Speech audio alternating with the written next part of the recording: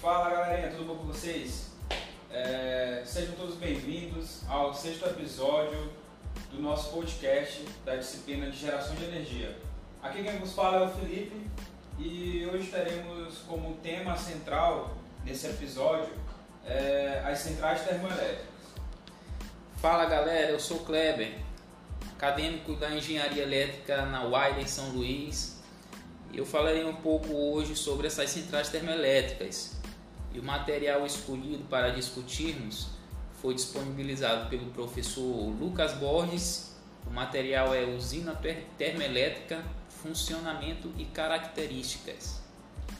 Ok, então vamos dar início ao nosso showroom de perguntas sobre as termoelétricas, esse sistema de geração de energia que, visto por uns é ruim e por outros é bom para o aquecimento global e o planeta Terra. Então, Kleber, como é que seria o funcionamento de uma usina termoelétrica? Bom, conforme o que a gente observou no material de estudo, as usinas termoelétricas elas produzem eletricidade a partir da energia química armazenada em um combustível. Ou para ficar mais claro, seria a queima de materiais. E o funcionamento dela é bem simples. Para entender melhor, eu vou dar um exemplo aqui para vocês que todos nós temos em casa. Imagine uma panela de pressão no fogo e que essa panela ela é aquecida por uma chama no seu fundo. E com o passar do tempo, o líquido ou o caldo que se encontra no interior da panela é aquecido e gera um vapor. E esse vapor, com o tempo, gera uma pressão interna na panela e após gerada essa pressão, temos na tampa da panela a válvula de escape girando. Então, basicamente é esse um funcionamento de uma termoelétrica. Ela necessita de uma chama constante no fundo de uma caldeira. Essa chama é adquirida por queima de materiais. E com o passar do tempo, a caldeira pega a pressão desejada que nós queremos e, consequentemente, a pressão é aplicada em uma turbina, fazendo com que ela gire e, pelo efeito de eletromagnetismo na turbina, a energia elétrica é gerada. Na turbina está ligado um transformador que é responsável por levar as características elétricas dessa corrente à distribuição com o mínimo de perdas. A gente pode ver aqui na imagem como é feita essa geração de energia. Você vê aqui uma entrada de combustível com uma queima de material.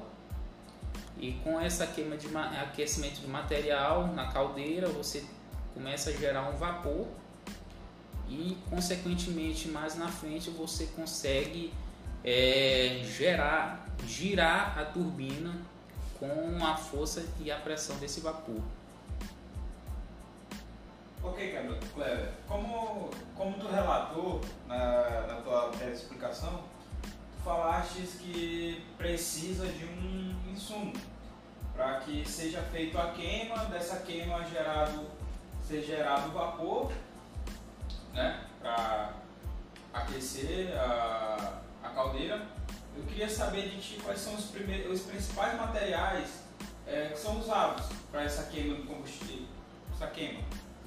Então, os principais tipos de materiais também denominam os tipos de usina. Os principais são o carvão mineral, que é usado no processo de queima, alguns derivados de petróleo e outros que usam gás natural.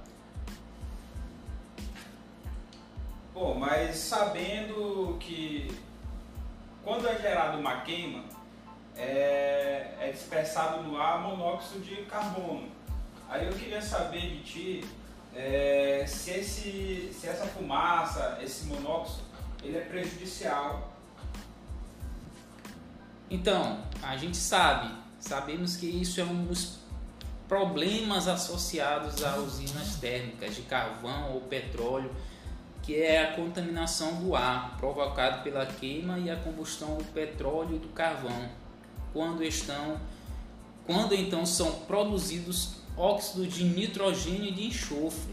Olha só, mesmo com as altas chaminés que essas usinas têm, cuja finalidade é tentar minimizar a poluição causada, essas usinas continuam contaminando o ambiente. Mas, Felipe, nem toda a contaminação também é provocada pelas usinas térmicas, está relacionada somente à emissão dos gases. Outra maneira também de poluir o ambiente que essas usinas acabam ocasionando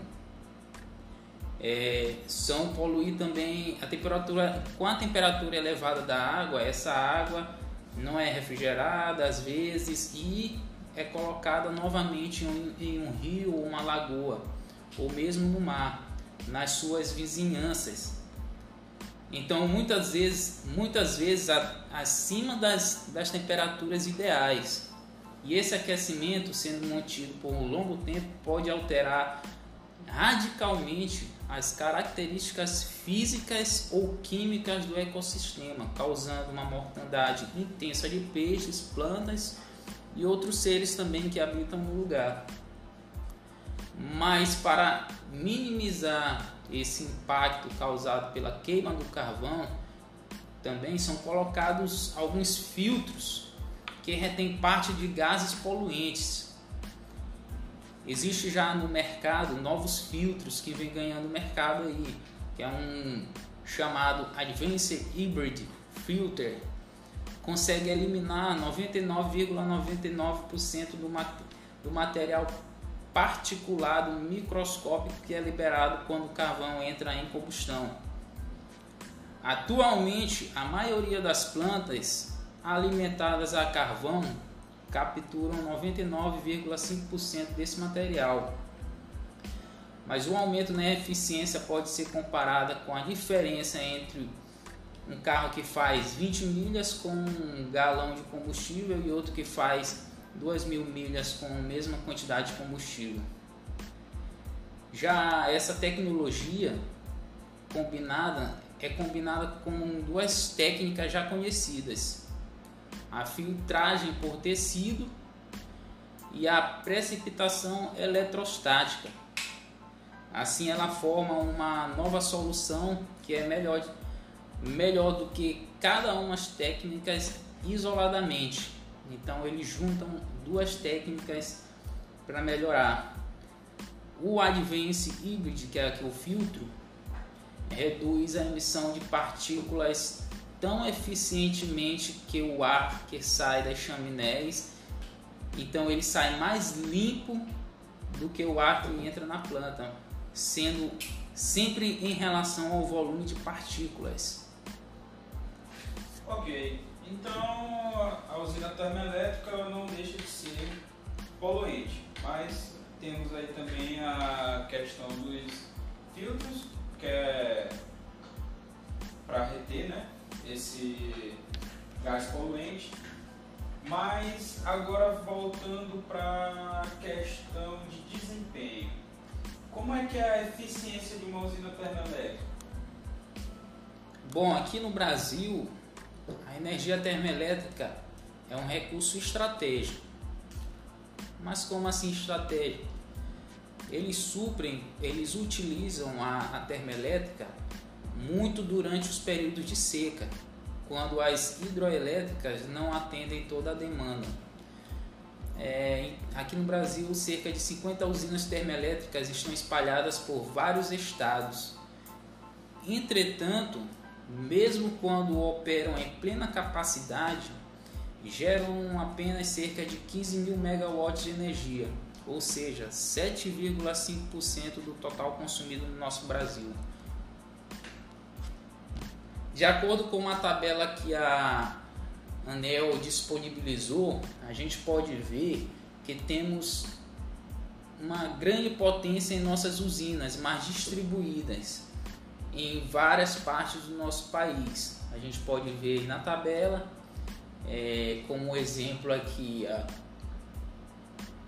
a usina de Cuiabá, Cuiabá, que tem uma potência instalada de 529 megawatts, é uma potência relativamente boa, mas em comparação à hidrelétrica não chega muito perto. E aqui temos outro exemplo aqui também, a de Aparecida, que é 166 megawatts de potência instalada. Então, muito bem explicado esse período aí de sazonalidade, né?